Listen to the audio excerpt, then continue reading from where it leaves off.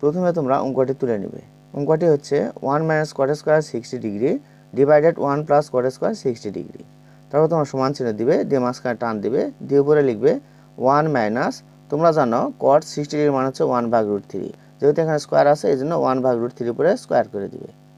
নিচে লিখবে 1 প্লাস, এখানেও cot 60 ডিগ্রির মান বসে দিবে। সেই cot 60 ডিগ্রির মান হচ্ছে 1/√3, এখানে যেহেতু স্কয়ার আছে এই জন্য তোমরা স্কয়ার করে দিবে। তারপর তোমরা সমান চিহ্ন দিবে, দিয়ে মাঝখানে আবার টান দিবে, দিয়ে উপরে লিখবে 1 - 1 এর বর্গ হচ্ছে 1, নিচে স্কয়ার এবং রুট কেটে যাবে, যার পরে থাকবে 3, তাহলে 1/3। নিচে লিখবে 1 প্লাস 1 এর স্কয়ার হচ্ছে 1 এবং √3 স্কয়ার করলে হচ্ছে 3।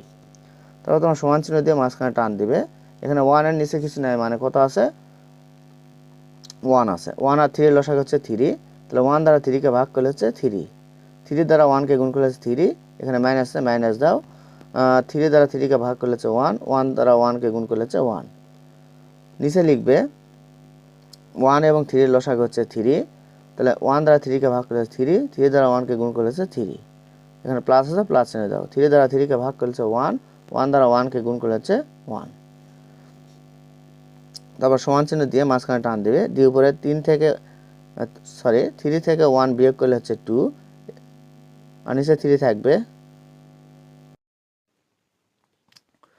প্রথমে তোমরা অঙ্কটি তুলে নিবে।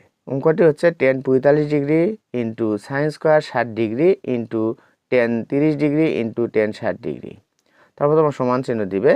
তোমরা জানো tan 45 ডিগ্রি মান হচ্ছে 1, sin 60 ডিগ্রি মান হচ্ছে √3/2, যেহেতু এখানে বর্গ আছে এই জন্য তোমরা বর্গ করে দিবে, ইন্টু tan 30 ডিগ্রি মান হচ্ছে 1/√3 ইন্টু tan 60 ডিগ্রি মান হচ্ছে √3।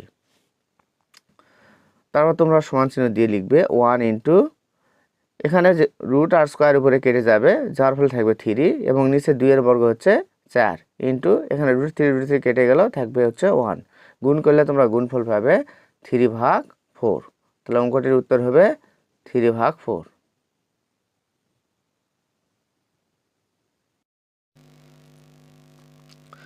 প্রথমে তোমরা অঙ্কটি তুলে নেবে। অঙ্কটি হচ্ছে 1 - cos square 60 degree divided 1 + cos square 60 degree plus sec square 60 degree. তারপর তোমরা সমান চিহ্ন দিবে, দিয়ে মাঝখানে টান দিবে, দিয়ে উপরে লিখবে 1 - তোমরা জানো cos 60 ডিগ্রি মান হচ্ছে 1/2, যেহেতু এখানে স্কয়ার আছে এই জন্য তোমরা স্কয়ার দিবে। নিচে লিখবে 1 প্লাস cos 60 ডিগ্রি মান হচ্ছে 1/2, তাহলে এখানে যেহেতু এখানে স্কয়ার আছে এই জন্য তোমরা স্কয়ার করে দিবে, প্লাস sec 60 ডিগ্রি মান হচ্ছে 2, যেহেতু এখানে স্কয়ার আছে এই জন্য তোমরা স্কয়ার করে দিবে। তারপর সমান চিহ্ন দিয়ে মাঝখানে টান দিবে, দিয়ে উপরে লিখবে 1 - 1 এর স্কয়ার হচ্ছে 1, 2 এর স্কয়ার হচ্ছে 4, নিচে লিখবে 1 প্লাস 1 এর স্কয়ার 1 এবং 2 এর স্কয়ার হচ্ছে 4, প্লাস 2 এর স্কয়ার হচ্ছে 4। সমান চিহ্ন দিবে, দিয়ে মাঝখানে টান দিবে, উপরে কিছু 1 এর নিচে কিছু নাই, মানে 1 আছে, তাহলে 1 আর 4 এর লসাগু হচ্ছে 4, 1 দ্বারা 4 কে ভাগ করলে হচ্ছে 4, 4 দ্বারা 1 কে গুণ করলে হচ্ছে 4, এখানে মাইনাস আছে মাইনাস দিবে, 4 দ্বারা 4 কে ভাগ করলে 1, 1 দ্বারা 1 কে গুণ করলে হচ্ছে 1। নিচে লিখবে 1 এর নিচে কিছু নাই, মানে 1 এবং 4 এর লসাগু হচ্ছে 4, তাহলে 1 দ্বারা 4 কে ভাগ করলে 4, 4 দ্বারা 1 কে গুণ করলে 4, প্লাস 4 দ্বারা 4 কে ভাগ করলে হচ্ছে 1, 1 দ্বারা 1 কে গুণ করলে হচ্ছে 1, প্লাস 4। তারপর আবার সমান চিহ্ন দিবে, দেওয়ার পরে উপরে বিয়োগ করলে পাচ্ছ তোমরা 4 থেকে 1 বিয়োগ করলে হচ্ছে 3, নিচে 4 আছে 4 লিখবে, মাঝখানে টান দিয়ে উপরে লিখবে হচ্ছে 4 এর 1 যোগ করলে হচ্ছে 5, নিচে হচ্ছে 4, প্লাস 4। তারপর তোমরা ভাগটা উল্টে দিবে, 3/4 গুণন, তোমরা জানো ভাগ উল্টে দিলে নিচের সংখ্যা উপরে যায়, উপরের সংখ্যা নিচে আসবে, তাহলে 4 উপরে যাবে 5 নিচে আসবে, প্লাস 4। তারপর তোমরা 4 আর 4 কেটে দিবে, তাহলে কি থাকবে এখানে 3/5 প্লাস 4। তারপর এখানে দেখো 4 এর নিচে কিছু নাই, মানে 1 আছে, 1 আর 5 এর লসাগু হচ্ছে 5, তাহলে 5 দ্বারা 5 কে ভাগ করলে হচ্ছে 1, 1 দ্বারা 3 কে গুণ করলে হচ্ছে 3, প্লাস আছে প্লাস এনে দাও, তাহলে 1 দ্বারা 5 কে ভাগ করলে হচ্ছে 5, 5 দ্বারা 4 কে গুণ করলে হচ্ছে 20, তাহলে 3 এবং 20 যোগ করলে হচ্ছে 23 ডিভাইডেড হচ্ছে 5।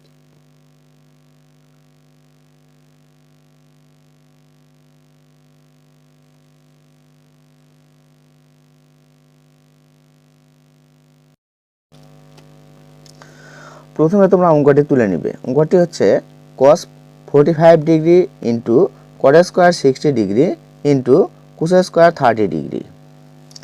তারপর তোমরা সমান চিহ্ন দিবে, দিয়ে তোমরা জানো cos 45 এর মান হচ্ছে 1/√2 ইন্টু cot 60 এর মান হচ্ছে 1/√3, যেহেতু এখানে স্কোয়ার আছে এই জন্য তোমরা স্কোয়ার করে দিবে, ইন্টু কোসেক 30 ডিগ্রির মান হচ্ছে 2, যেহেতু এখানে স্কোয়ার আছে এই জন্য 2 এর উপর স্কোয়ার দিবে।